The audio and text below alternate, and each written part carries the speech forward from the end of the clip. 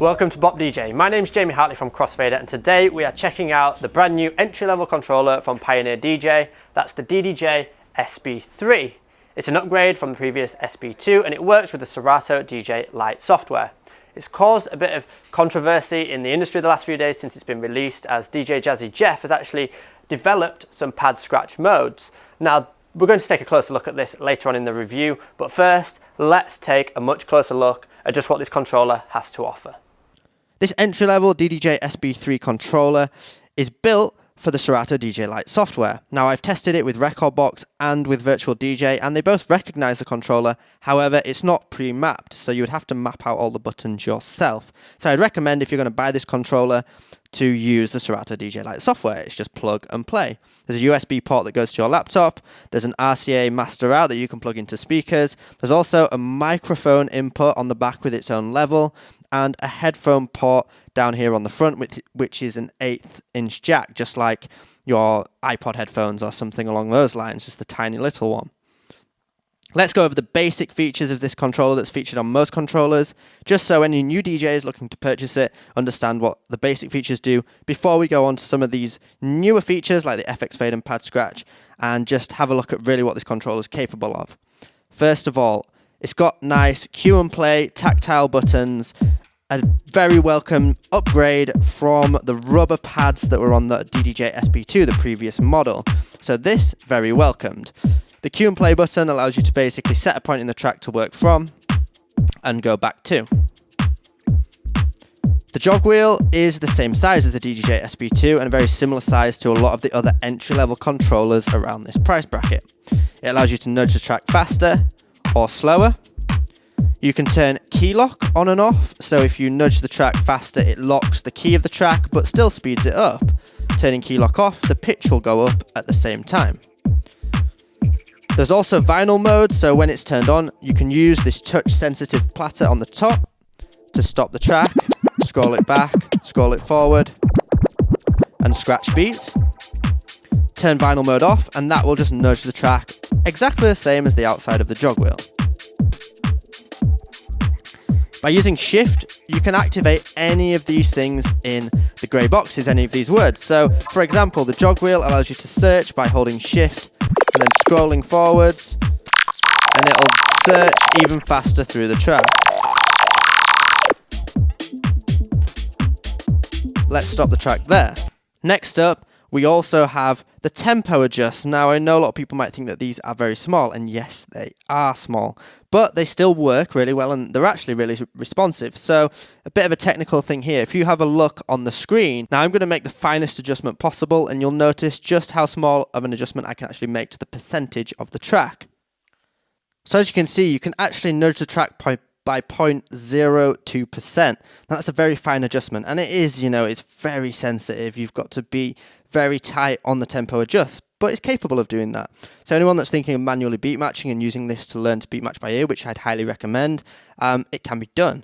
So you can easily match up the BPMs, and if you're not interested in using the tempos and want to use syncs, there is that option as well with the sync buttons both here and here on each deck. Now, I haven't got anything loaded on the left-hand side yet, so that's why it's not lighting up. The tempo range can actually be changed, so if you want to reach much higher or much lower BPMs, hold shift, press the key lock button, and it'll go from plus or minus 8% faster or slower to plus or minus 16% faster or slower.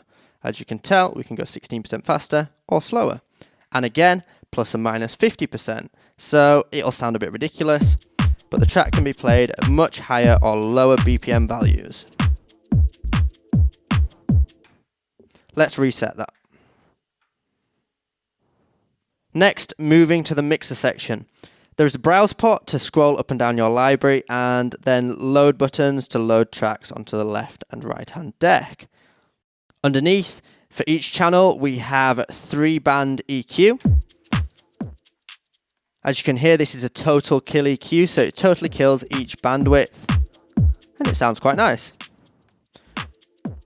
There is a filter for each channel.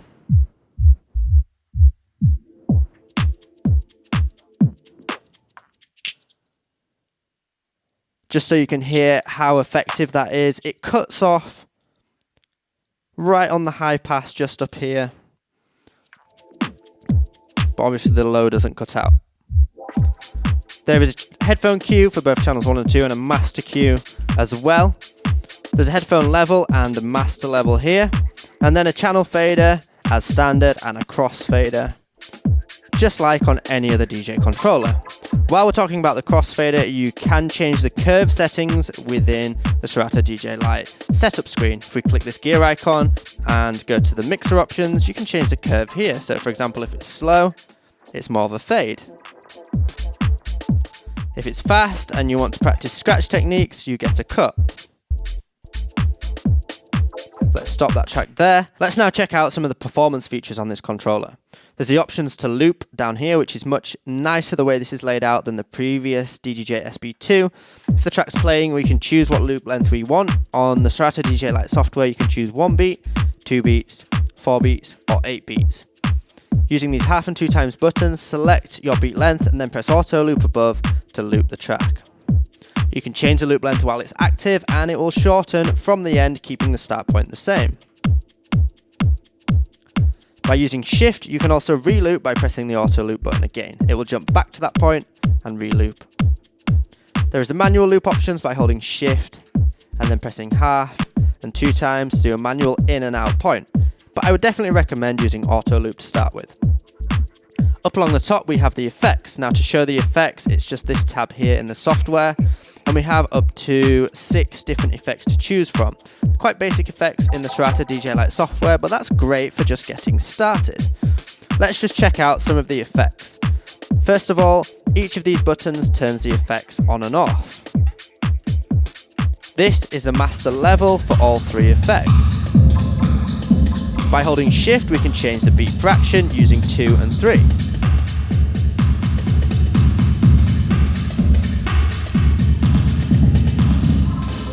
You can combine effects or just have single effects on.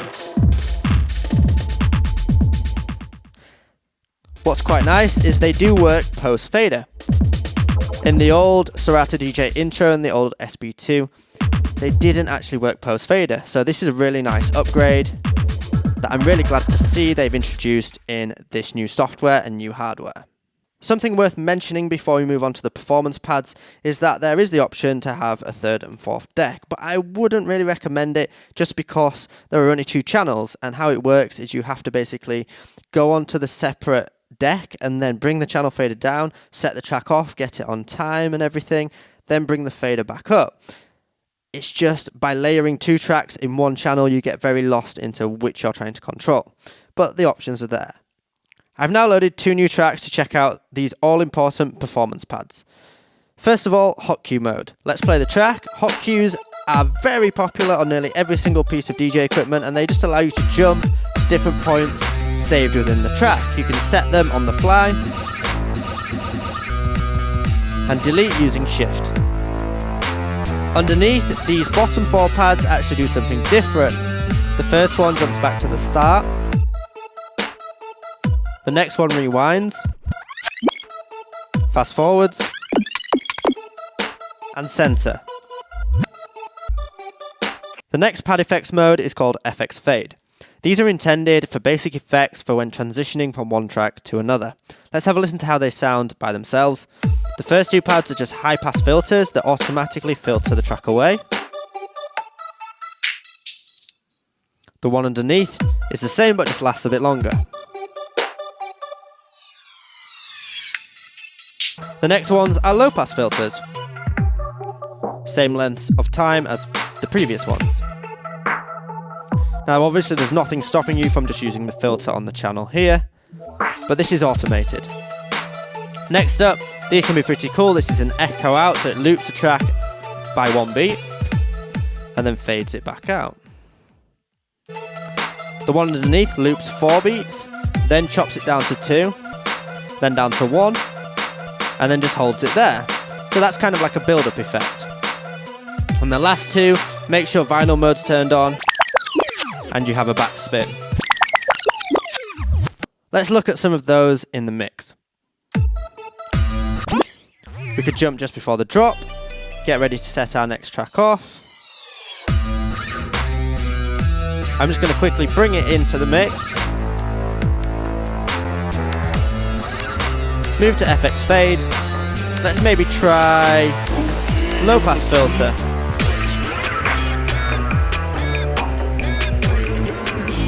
And then I can use hot cue to jump into the track.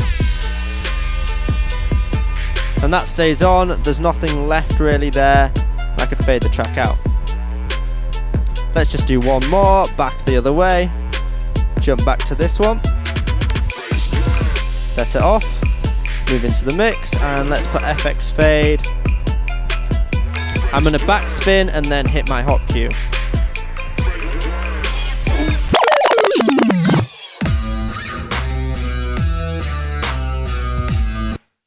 Now let's look at the long-awaited pad scratch mode.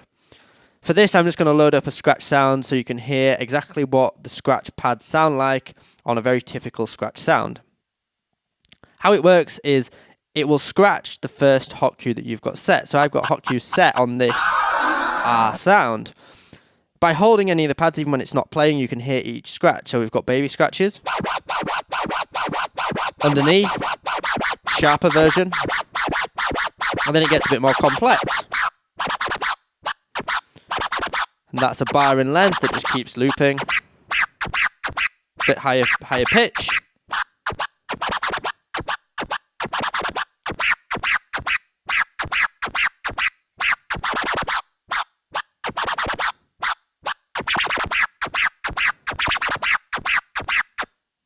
And that's what they all sound like. So they are still quite basic in their length, and obviously you can then decide to start combining them, which is where you can start getting more creative with it. Obviously, if the track's playing,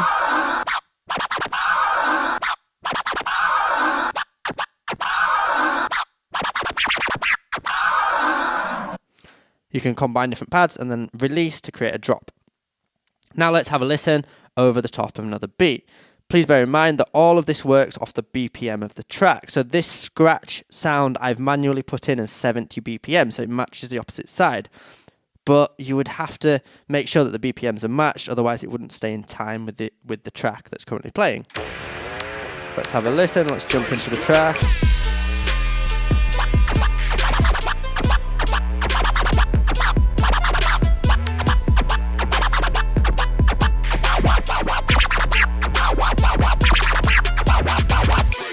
Now with the track playing, what I would do is cut the crossfader off, let the track play, and then we're just going to hold the pad as we knock the crossfader in.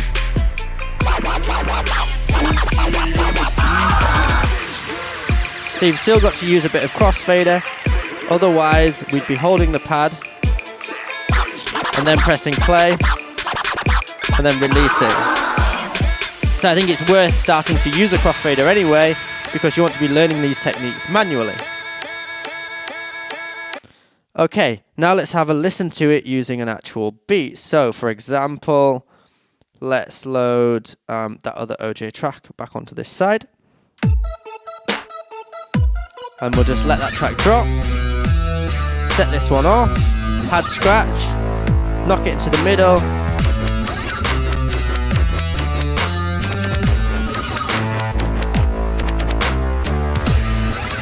And let go. Now you've got to let go bang on beat, otherwise we're going to be doing a bit of manual adjusting.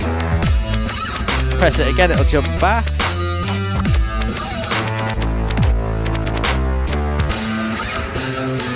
Now if the sync mode is on, it might throw it out a bit because it depends on what it thinks the strong beats of the track are, and it depends on the style of music you're playing. Let's have a listen.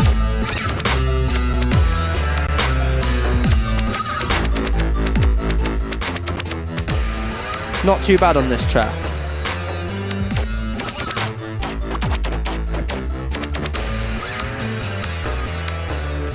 So that's just a really basic overlook into what the pad scratch is. It's up to you to get creative with it. I would definitely say it's still, you're not going to become the world's best scratcher just using this pad mode. It's designed to introduce you to the world of scratching. It's a way of just practicing, listening to those sounds, and yeah, it's quite a cool feature that I'm welcoming on this controller for sure. Last but not least is sampler mode. So whenever a track's playing, whether it's playing or not, you can access a sampler using this icon, and then you can drag and drop samples into the sampler bank. So then it will play that track. If you press shift and sample it, it will stop the sample. Let's stop the track. We don't need it playing, to be honest. And there you see the track playing. So you could have little vocal shots, you could have tags in there, and you can have for the sampler. Underneath the sampler is the trans mode. So if you hold shift and sampler, this is an effect again. If the track's playing, it silences the track certain beat fractions. Let's jump into the track. Back into trans.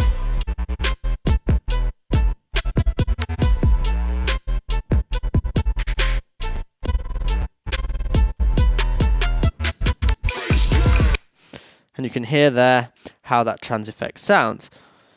That is all we've got access to in the Serato DJ intro software for the performance pads, but you will notice underneath each of these first three are 3 more pad modes. Now they can be accessed in the Serato DJ Pro software. We've got beat jump, roll and slicer. We know that because it's got these little bobbles next to it. There's also a slip mode with those dots as well, which you can access again in the Serato DJ Pro software. The Serato DJ Pro upgrade costs $99 and it unlocks a few of these extra features. Not only can you set up to 8 hot cues, so the bottom 4 pads become hot cues as well, but you can also activate these other performance pad modes. For example, we have beat jump, so if we go to beat jump mode, you can jump left and right through the track at different beat jump values. That's 16 beats. You can change the value of these middle 2 pads and jump forward and backward. Bottom pad's still the same as the fast forward, rewind, back to the start of the track. Roll will loop the track when you hold the pad. And it corresponds to what you've got on the screen on Serato. So your loop options here, if you scroll it down, and the track continues playing. Next one is the slicer mode. This continues to play the track and it actually maps out 8 beats to the 8 pads. If you hold any pad, it loops that beat.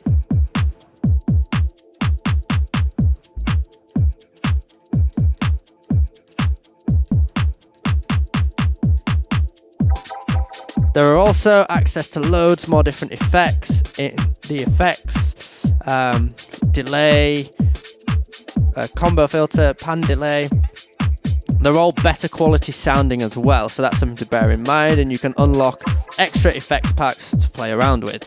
The slip mode, if you turn it on here by holding shift and pressing vinyl, allows you to do anything to the track. Using hot cues, for example, it jumps to that point and then goes back to where it would have been.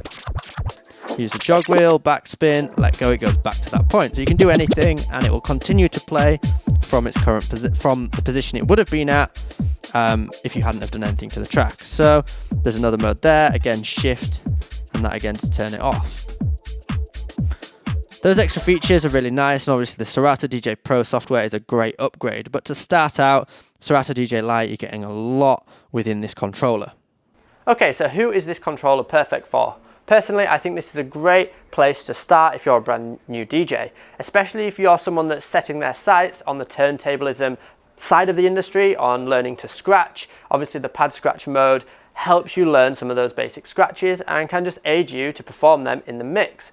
It's got all your basic features like most entry-level controllers, and the Serato DJ Lite software is a great place to start. It's not too complex, it's easy to get your head around and use, and like I said, this is a great place to start as a DJ.